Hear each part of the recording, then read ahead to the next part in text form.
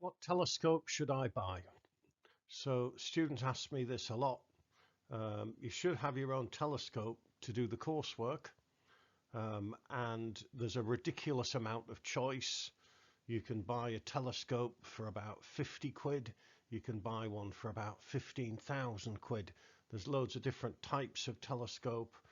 You're very much spoilt for choice. So I'm going to give you some advice if you're doing GCSE astronomy and if you've never had a telescope before and you've got your birthday or Christmas or something coming up.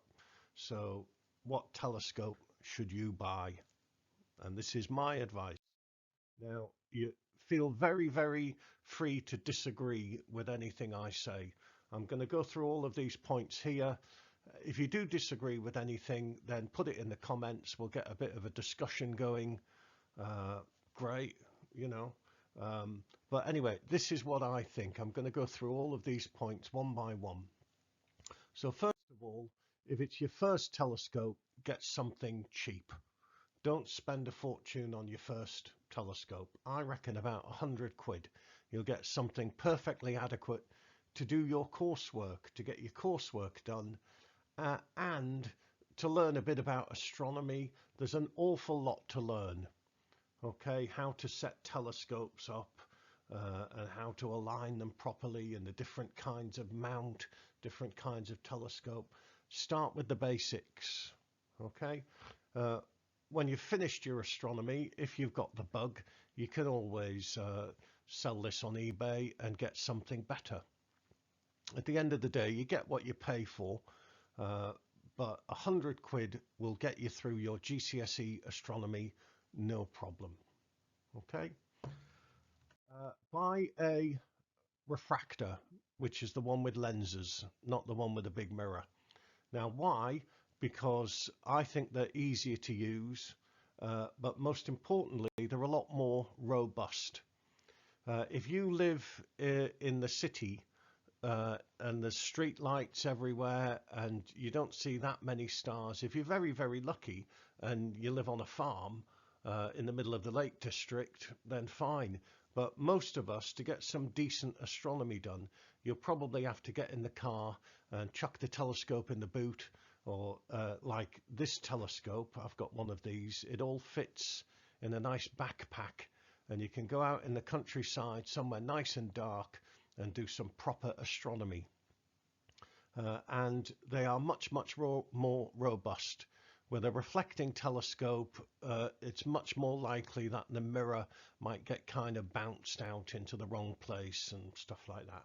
So they're a lot more portable, a lot more robust. So buy a refracting telescope.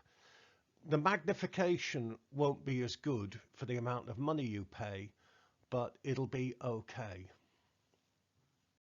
Buy one with a smartphone mount.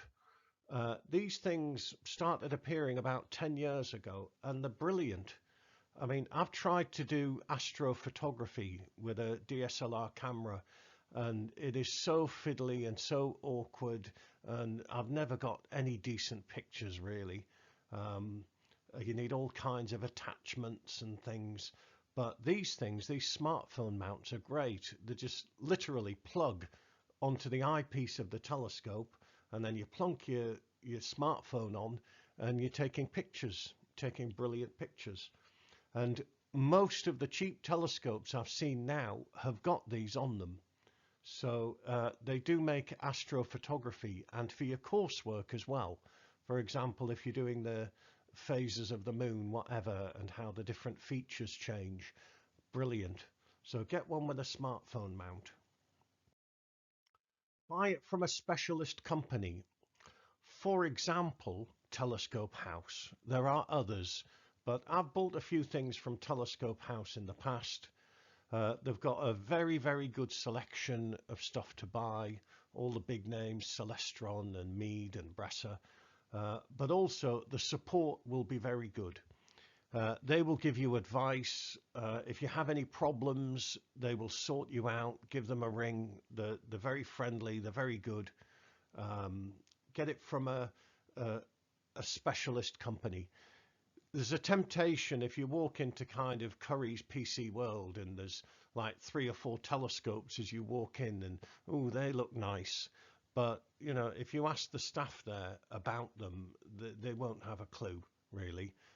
These people here are experts. They know what they're talking about. So get it from a specialist company. For example, Telescope House.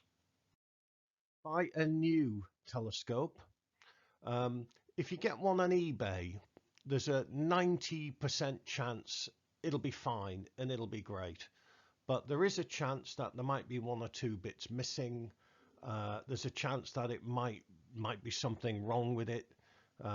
Somebody else will have had their grubby hands all over it and their sweaty fingerprints. For £100, you may as well get something in factory condition, which is beautifully clean, that you're the only person who's ever touched it. And if there's anything wrong, then you can ring up the company and they'll sort it out for you. Okay, so for that price, you may as well get something brand new. Then limit your expectations. You'll be able to see with a cheap telescope quite a lot of good stuff. You'll see the moons of Jupiter. You'll see Jupiter, now depending on whereabouts it is, you'll see the bands on Jupiter. You might even be able to see the red spot. You'll see the rings of Saturn. You'll see Andromeda. It'll be faint, but you could probably just make out this grey spirally thing. You'll see plenty of detail on the moon. You'll be able to see the Pleiades. That'll be interesting. But you won't be able to see deep sky objects. You're not going to get a very good view of the Crab Nebula with a £100 telescope. As I said before, you get what you pay for.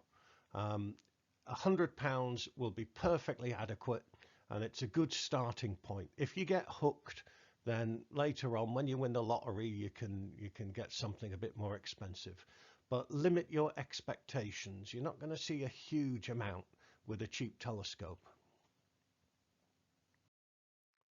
Finally, do your own research.